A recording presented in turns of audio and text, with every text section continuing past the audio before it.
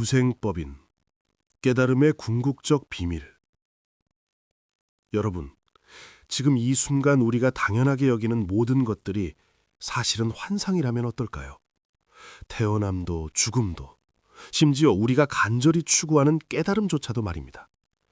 오늘 제가 들려드릴 이야기는 2500년 전 붓다의 제자들 사이에서 벌어진 놀라운 대화입니다. 이 대화는 수행의 세계에서 가장 심오하고도 역설적인 진리를 드러냅니다. 옛날 인도의 기원정사라는 곳에서였습니다. 따스한 햇살이 비치는 오후, 수많은 수행자들이 붓다를 중심으로 둘러앉아 있었습니다. 그들은 방금 붓다로부터 연기와 공성에 대한 가르침을 들은 참이었고 모두가 법의 기쁨에 잠겨 있었습니다. 그때 공성의 이해에서 제일이라 불리는 수보리 존재가 자리에서 일어났습니다. 그는 천천히 붓다 앞으로 나아가 깊이 예를 올린 후 말했습니다. 세존이시여, 저희는 항상 무생법인이라는 말씀을 듣습니다. 이 경지를 얻은 보살은 생사의 흐름 속에서도 흔들리지 않고 진리 안에 머물 수 있다고 합니다. 하지만 대체 무생이란 무엇입니까? 법인이란 또 무엇입니까? 우리 같은 수행사들은 어떻게 이 경지에 다가갈 수 있습니까? 수보리의 질문은 평온한 음성이었지만 그 내용은 수행의 가장 핵심을 찌르는 것이었습니다. 마치 잔잔한 호수에 돌을 던진 것처럼 그의 질문은 모든 이들의 마음에 파문을 일으켰습니다. 사람들의 눈빛이 일제히 붓다를 향했습니다. 붓다는 자비로운 미소를 지으며 말씀하셨습니다. 잘 물었다, 수보리여. 네가 이렇게 중요한 질문을 하니 참으로 기쁘구나. 자, 모두 잘 들으라. 이제 내가 무생법인에 대해 자세히 설명하겠다. 모든 이들이 숨을 죽이고 귀를 기울였습니다. 수보리여, 무생을 이해하려면 먼저 생이 무엇인지 알아야 한다. 우리는 보통 꽃이 피는 것을 생이라 하고 아기가 태어나는 것을 생이라 하고 생각이 떠오르는 것을 생이라 한다. 그리고 꽃이 시들고 사람이 죽고 생각이 사라지는 것을 멸이라 한다. 우리는 이런 생멸의 세계에 살고 있는 것처럼 보인다. 붓다는 잠시 멈추었다가 계속했습니다. 하지만 자세히 관찰해 보아라. 이 세상에 스스로 생겨난 것이 하나라도 있더냐? 모든 것은 수많은 조건들이 모였을 때만 나타난다. 나무 한 그루가 자라려면 씨앗이 있어야 하고 햇빛, 공기, 물, 흙이 있어야 한다.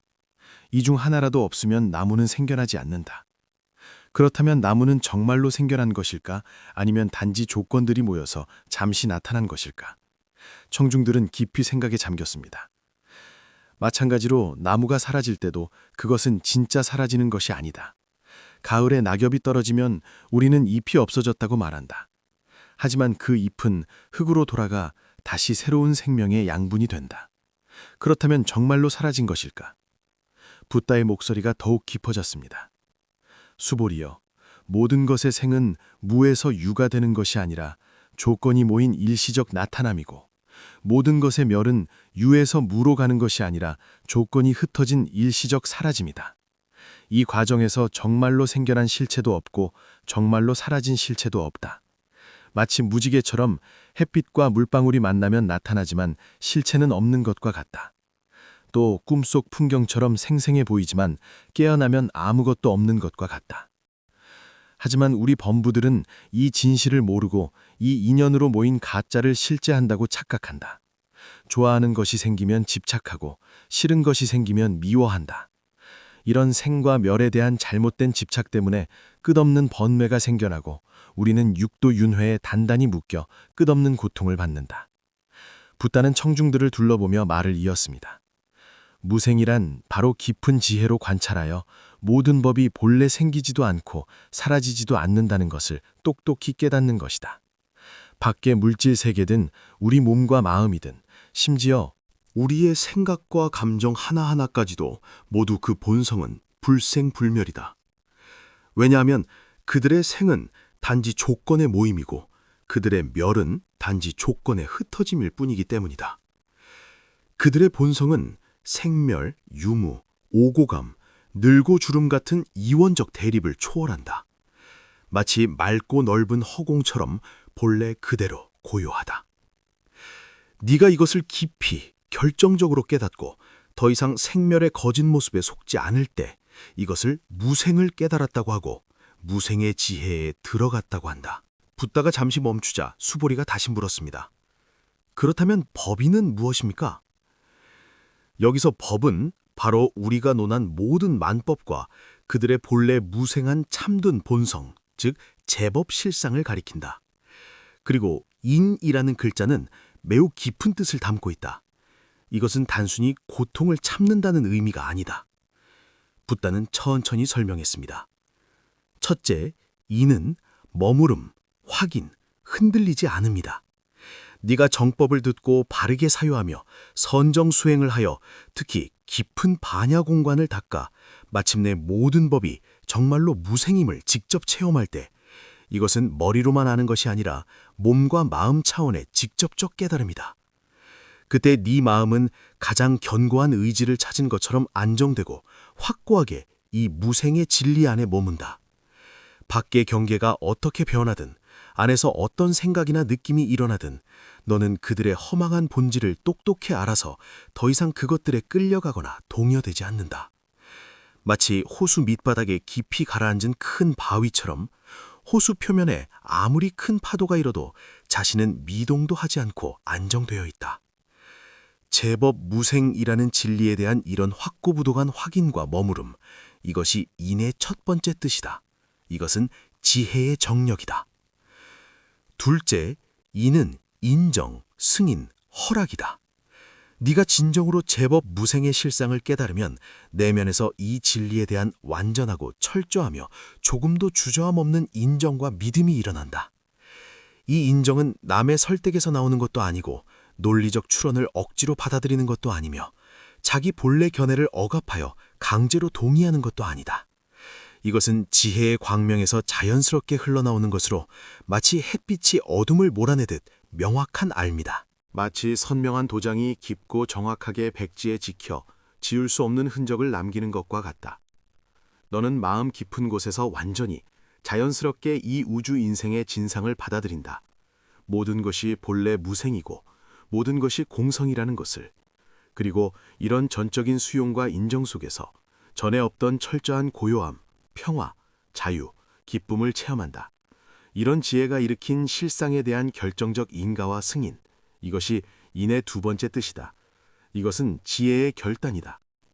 붓다가 마지막으로 정리했습니다. 따라서 수보리여, 무생과 법인을 결합하면 무생법인이란 수행자, 보통 대승보살이 오랜 정진과 반야 지혜를 주로 한 수행을 통해 마침내 직접 깨달아 안정되고 흔들리지 않게 결정적으로 확인하고 승인하는 것이다. 모든 만법이 그 성품이 본래 공하여 필경 불생불멸하다는 이 우주의 궁극실상을 깨닫는 깊은 지혜의 경지다. 무생법인을 얻은 보살들은 내면에서 근본적으로 나와 법에 대한 집착을 초월했다. 세간의 생멸, 무상, 득실, 성패, 순역, 고락에 대해 모두 평등심으로 담담히 대하며 더 이상 조금도 탐착, 증오, 근심, 두려움이 없다. 그들은 생사윤회의 본질이 꿈과 환상 같음을 깊이 알기에 생사에 대한 두려움에서 완전히 벗어났다. 하지만 바로 그들이 실상을 알기에 무량무변한 중생들이 이 진상을 모르고 여전히 허망한 생멸 속에서 집착하고 괴로워하며 윤회함을 더욱 깊이 본다. 이에 그들의 내면 깊은 곳에서 자연스럽게 무한한 무조건적인 중생을 자기와 하나로 보는 동체 대비가 솟아난다. 그들은 끝없는 자비와 방편으로 인연을 따라 육도 속의 여러 모습, 여러 방식으로 나타나 중생을 이끌고 도와 중생들도 무생의 도리를 깨닫고 해탈로 나아가게 한다. 청중들은 깊은 감동에 잠겼습니다. 수보리가 다시 물었습니다. 세존이시여, 이 경지는 너무나 높고 불가사의해 보입니다.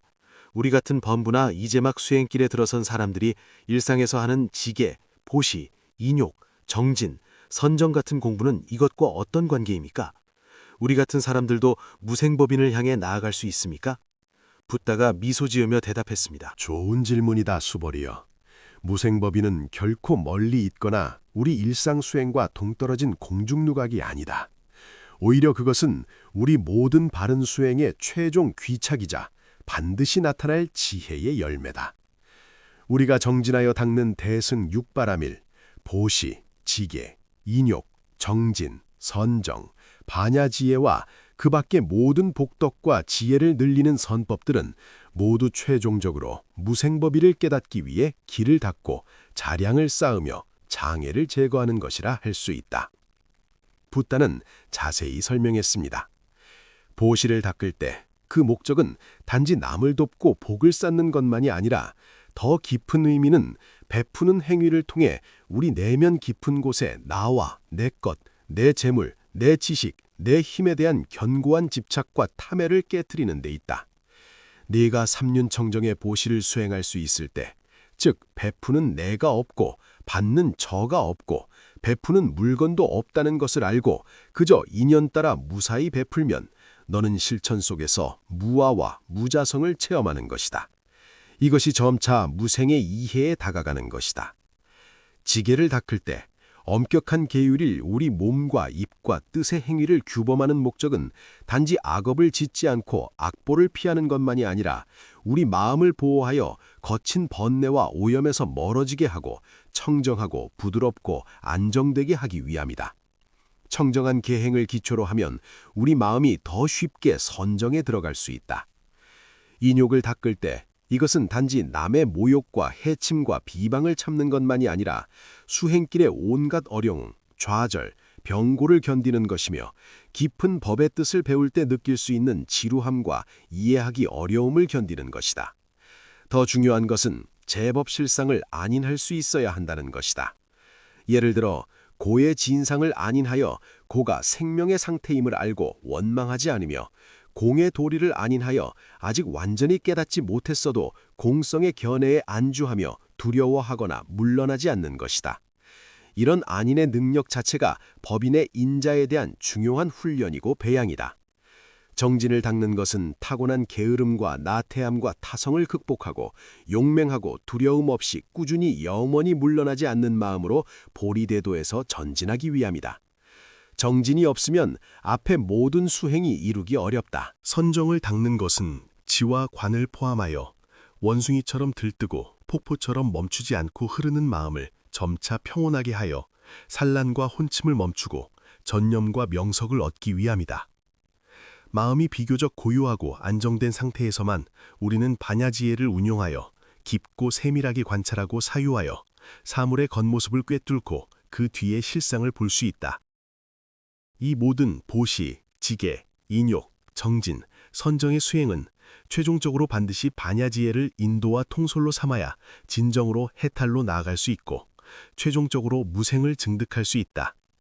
반야는 모든 법의 연기성 공, 무아, 무자성, 필경 불생불멸을 관찰할 수 있는 근본지혜다. 이것은 세속의 총명이 아니라 이원 대립을 초월하여 실상을 직관하는 깨달음의 능력이다. 붓다는 계속해서 단계적 수행법을 설명했습니다. 어떻게 한 걸음씩 무생법인으로 나아가는가?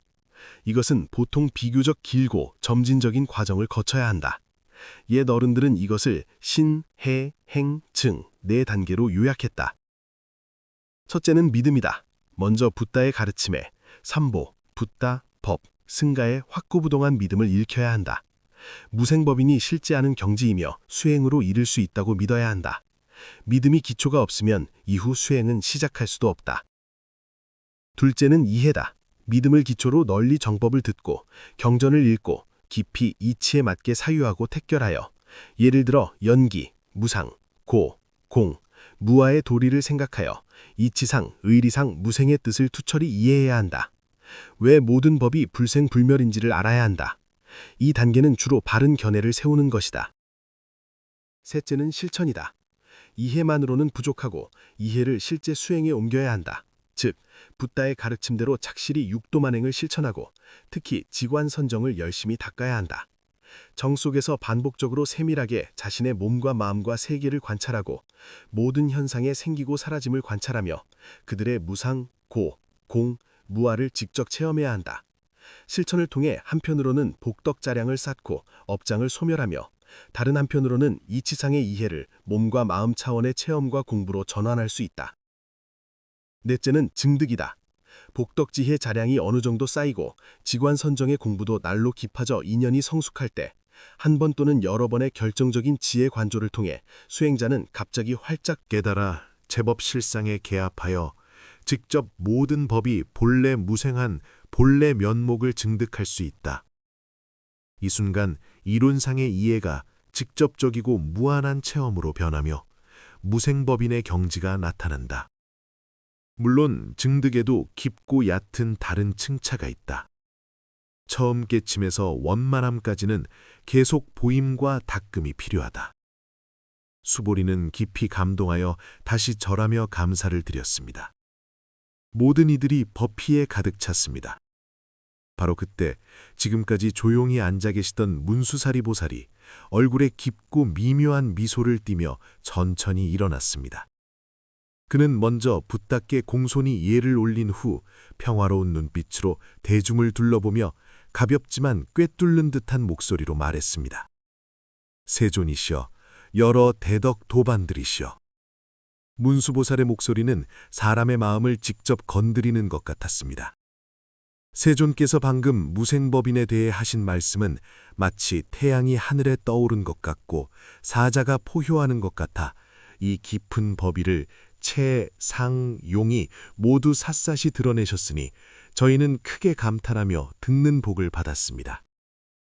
그는 말을 잠시 돌리며 계속했습니다.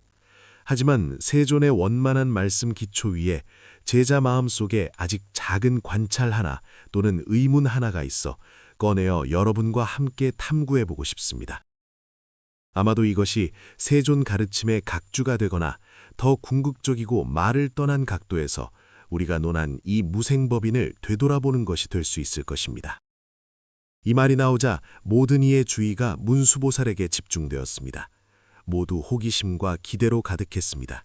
왜냐하면 그 자리에 있는 모든 이가 문수보살이 불법 중 가장 날카롭고 근본적인 지혜를 대표한다는 것을 알았기 때문입니다. 그의 발언은 늘 사물의 겉모습을 단번에 꿰뚫어 예상 바뀌지만 활짝 깨닫게 하는 깊은 진리를 드러냈습니다.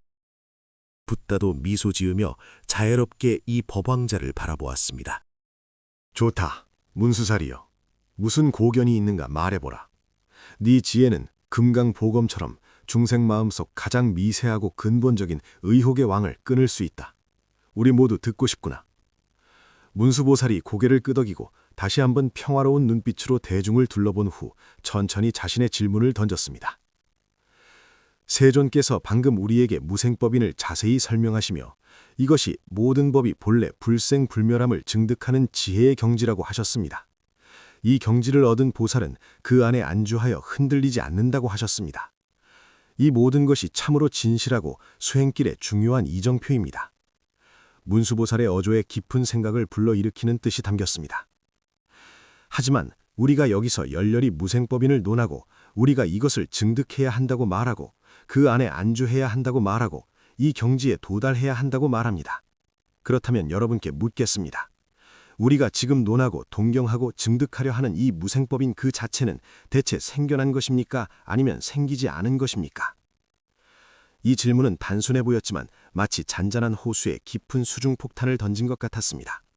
방금까지 고개를 끄덕이며 이해했다고 느꼈던 사람들이 갑자기 얼어붙었고 전에 없던 곤혹과 딜레마에 빠졌습니다. 그렇습니다. 이 질문은 너무 날카로웠습니다. 무생법인, 이 경지, 이 상태, 이 지혜, 그 자체는 생인가 불생인가? 만약 그것이 생겨난 것이라고 한다면 예를 들어 우리가 열심히 수행하고 공덕을 쌓아서 최종적으로 생겨났거나 도달한 경지라고 한다면 생겨난 것은 반드시 생멸의 법칙을 따릅니다. 생이 있으면 반드시 멸이 있고 이름이 있으면 반드시 이름이 있습니다. 그렇다면 어떻게 그것을 무생이라 할 수 있습니까?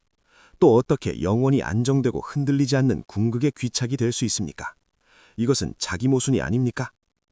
하지만 거꾸로 만약 무생법인 자체가 불생이라면 본래 거기 있어서 생긴 적도 없고 사라진 적도 없다면 우리가 왜 애써 수행합니까? 무슨 증오를 말합니까? 무슨 도달을 말합니까? 무슨 안주를 말합니까? 만약 그것이 본래 있다면 우리는 왜 지금 느끼지 못합니까? 또 왜 붓다가 가르치시고 우리가 추구해야 합니까? 이것도 말이 안 되지 않습니까? 심지어 수행이 필요 없다는 단멸견이나 게으름의 견해에 떨어질 수 있지 않습니까?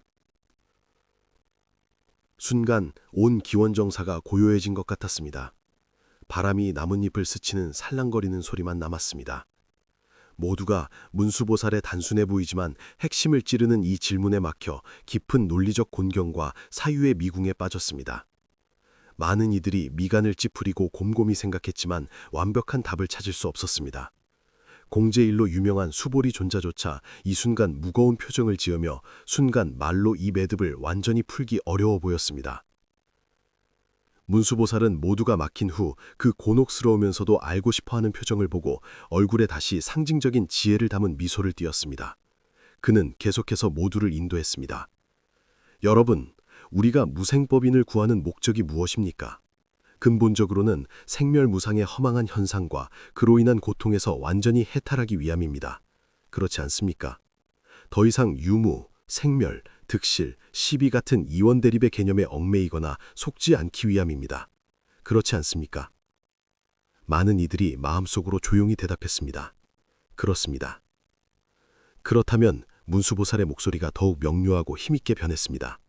만약 우리 마음속에 여전히 단단히 이런 관념이 있다면 무생법인이라는 수승한 경지가 있어서 내가 추구하고 증득하고 안주해야 한다는 것이 있다면 여러분 생각해 보십시오.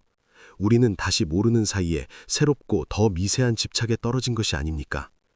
우리는 본래 무생한 실상 밖에서 인위적으로 우리 마음으로 무생법인이라는 법, 목표, 대상, 경지를 생겨나게 한 것이 아닙니까? 그렇다면 우리가 정의하고 동경하는 이 무생법인도 역시 우리 의식, 분별심의 산물이 아닙니까? 그것도 역시 생멸심이 투사한 그림자가 아닙니까? 세존께서 가르치신 가장 높은 진리는 일체법이 필경공이며 본래 무생입니다. 그렇다면 우리가 무생법인이라고 이름하는 이 법도 우리 인식과 언설 속의 한 개념, 한 목표로서 자신의 본성도 역시 무생이어야 하지 않습니까? 역시 공이어야 하지 않습니까? 역시 얻을 수 없는 것이어야 하지 않습니까? 문수보살의 이 말은 무비하게 날카로운 지혜의 검처럼 겹겹이 깊이 조금도 사정없이 사람들이 증오와 경지에 대해 가질 수 있는 마지막 집착을 잘라냈습니다. 그는 계속해서 일침을 가했습니다. 그러므로 여러분, 진정한 무생법인이란 무엇입니까? 그것은 당신이 노력해서 마침내 무생법인이라는 것을 얻거나 무생법인이라는 특수한 상태에 들어가는 것이 아닙니다. 오히려 정반대입니다. 진정한 무생법인은 당신이 얻고자 하는 마음, 상태에 들어갈 수 있다고 여기는 생각, 능증과 소증을 구분하는 분별까지도 완전히 철저히 사라진 그 순간에 비로소 진정으로 나타납니다. 달리 말하면 당신이 철저히 깨달을 때 당신 몸과 마음, 안팎의 모든 현상만이 아니라 모든 경계가 인연화합으로 본성이 무생일 뿐 아니라 바로 그 알아차리는 마음, 능관심, 그 깨달아지는 경지인 무생법인 자체, 심지어 그 깨닫는 행위 자체까지도 모두 연기성공의 법칙 안에 있어 조금도 자성이 없고 필경 얻을 수 없다는 것을 깨달을 때, 이때 모든 능소가 사라지고 마음과 경계가 둘이 아니며 말의 길이 끊어질 때, 소위 무생법인이 더 이상 추구되는 대상이 아니라 당신 지금 이 순간 본래 자연스러운 생명의 상태가 됩니다. 그러므로 수보리여, 문수보살이 질문자를 향해 눈길을 돌렸습니다. 당신이 무생법인이 무엇이냐고 묻는다면 나는 이렇게 대답할 수 있습니다. 당신이 더 이상 무생법인이 무엇인지 묻지 않을 때, 당신이 더 이상 그것을 이해하고 안주하려는 집착이 없을 때, 당신이 내가 지금 무생법인을 증득하기 위해 수행하고 있다는 생각까지도 완전히 내려놓았을 때, 바로 그 모든 추구, 모든 정의, 모든 집착을 내려놓은 바로 그 순간에 당신은 이미 무생법인과 완전히 상응한 것입니다. 왜냐하면 무생의 실상은 모든 시공에 가득하여 어디에도 있지 않은 곳이 없고 언제에도 있지 않은 때가 없습니다. 그것은 모든 법의 본래 진실한 모습입니다. 그것은 당신이 무언가를 참을 필요도 없고 무언가를 얻을 필요도 없습니다. 그것은 다만 당신이 생이 있고 멸이 있고 득이 있고 실이 있다고 여기는 꿈에서 깨어나 그것이 본래 이러함을 알기만 하면 됩니다. 우리 수행은 근본적으로 무생이라는 경지를 창조하거나 도달하기 위한 것이 아니라 우리 참마음 본성 위를 덮고 있어 우리로 하여금 생과 멸이 있고 나와 남이 있다고 잘못 생각하게 하는 무명, 망상, 집착을 제거하기 위한 것입니다. 이것은 마치 먼지 묻은 거울을 닦는 것과 같습니다. 우리가 거울을 닦는 것은 거울 속에 영상을 만들어내기 위함이 아닙니다. 영상은 본래 비춰질 수 있습니다. 우리가 거울을 닦는 것은 가리는 먼지와 때를 닦아내기 위함입니다. 먼지가 닦여지면 거울 본래 지닌 그 광명하고 맑게 만물을 있는 그대로 비추는 기능, 이것이 마치 무생의 본성 또는 무생법인이 드러내는 지혜 광명처럼 자연스럽게 나타납니다. 그것은 닦아서 나온 것이 아니라 본래 있던 것입니다. 당신이 더 이상 내가 거울을 닦고 있다는 행위에 집착하지 않고 거울이 얼마나 깨끗해져야 한다는 목표에도 집착하지 않고 다만 순수하게 무소득으로 행하거나 다만 순수하게 알아차릴 때 그러면 거울 자체의 광명, 무생법인은 거기 있어 한 번도 떠난 적이 없습니다. 문수보살의 이 말씀은 마치 어두운 밤 가로지르는 번개 같고 혼돈 속에서 울리는 병력 같아 그 자리의 모든 이가 전에 없던 영혼 깊은 곳까지 닿는 충격과 청량함을 느꼈습니다. 그는 붓다가 앞서 하신 수행차제와 경지묘사의 방편 말씀을 부정한 것이 아니라 붓다의 가르침을 직접 모든 언어, 개념, 능소, 대대를 초월한 가장 궁극적이고 가장 요의적인 측면으로 밀고나간 것이었습니다. 그는 무의 변제와 심오한 지혜로 놀라운 비밀을 드러냈습니다. 진정한 무생법인은 생각하고 정의하고 추구하고 획득할 수 있는 대상이나 경지가 아니라 당신이 모든 대상과 경지에 대한 추구와 정의를 내려놓은 후 바로 그 순간 자연히 드러나는 본래 청정하고 본래 원만하며 불생불멸한 마음의 본래 면목입니다. 붓다는 처음부터 끝까지 문수보살의 발언을 조용히 경청하고 계셨습니다. 문수보살이 말을 마치자 붓다 얼굴에 무한히 흡족하고 높이 찬탄하는 미소가 떠올랐습니다. 그는 대중에게 말씀하셨습니다. 좋고 좋도다 문수살이여. 네가 한 말이 참으로 사실과 이치에 맞고 직접 사람 마음을 가리켜 본성을 보고 부처를 이루게 한다. 그가 설명한 것이 바로 이 무생법인의 가장 궁극적이고 가장 요의적이며 가장 불가사의한 진실내함이다. 참으로 잘 말했다. 만약 세속제의의 각도에서 언설방편의 각도에서 말한다면 우리는 그것을 보살이 증오한 경지, 수행이 도달한 계위, 그 안에 안주하는 상태로 묘사할 수 있다. 이것은 초학자를 인도하여 믿음을 일으키고 목표를 분명히 하고 차제대로 수행하게 하는 데 필요하다. 하지만 만약 승의제의의 각도에서 제법실상의 측면에서 말한다면 그것은 확실히 무소득, 무소징, 무소주다. 왜냐하면 거기에 어찌 신류에 능증오하는 사람이 있겠는가? 나공. 어찌 신류에 소중오하는 법이 있겠는가? 법공. 또 어찌 집착할 수 있고 안주할 수 있는 경지가 있겠는가? 공역공이기 때문이다. 그러므로 내가 앞서 무생법인에 대해 말한 여러 정의, 수행 방법, 차제, 공덕은 너희의 다른 근기와 이해 능력에 적응하기 위해 세운 방편법문이다. 너희를 유에 집착하는 범부 경지에서 한 걸음씩 공성의 이해와 체험으로 이끄는 점차적인 권교다. 문수사리가 방금 말한 것은 직접 실상에 개합하고 본원을 도년하며 모든 명언 개념을 초월한 실설이며 이중의 요이다. 이 두 가지 말씀은 겉보기에 다르고 심지어 어떤 측면에서 서로 모순되는 것 같지만 실제로는 서로 등지지 않고 서로 돕고 이룬다. 마치 우리가 손가락으로 하늘의 달을 가리키는 것과 같다. 내가 앞서 한 말은 사람마다 시력에 따라 가까이나 멀리, 대략이나 자세하게 손가락, 방편법문으로 달의 방향과 위치를 가리키는 것이다. 문수사리의 말은 직접 당신에게 손가락을 보지 말라고 말하는 것이다. 손가락은 달이 아니다. 당신이 봐야 할 것은 달 자체다. 심지어 달을 본다는 생각까지도 내려놓아야 한다. 왜냐하면 달의 실상은 본래 광명하여 모든 것을 비추기 때문이다. 둘 다 최종적으로 가리키는 것은 같은 하나의 원만하고 청정하며 불생불멸한 달, 즉 언어사량을 초월하고 일체상을 떠난 법계 실상 자체다. 그러므로 너희는 앞으로 수행길에서 어떻게 파악해야 하는가? 붓다가 마지막으로 총괄하셨습니다. 한편으로는 내가 가르친 수행차제를 따라 착실하게 복덕과 지혜 두 자량을 쌓아야 한다. 정진하여 육도 만행을 닦고 특히 계정의 사막을 부지런히 닦아야 한다. 점차 번뇌를 항복하고 아집 법집을 깨뜨려야 한다. 이것이 기초이고 근본이며 없어서는 안 된다. 이런 실제 수행 공부 없이 현묘만 가라는 것은 아무 쓸모가 없다. 하지만 동시에 전체 수행 과정 내내 항상 문수사리가 방금한 깊은 당부를 명심해야 한다. 절대 당신이 닦는 행에 집착하지 말고, 당신이 구하는 과에 집착하지 말고, 당신이 이해한 이치에 집착하지 말며, 심지어 공, 무생, 열반 같은 개념 자체에도 집착하지 말아야 한다.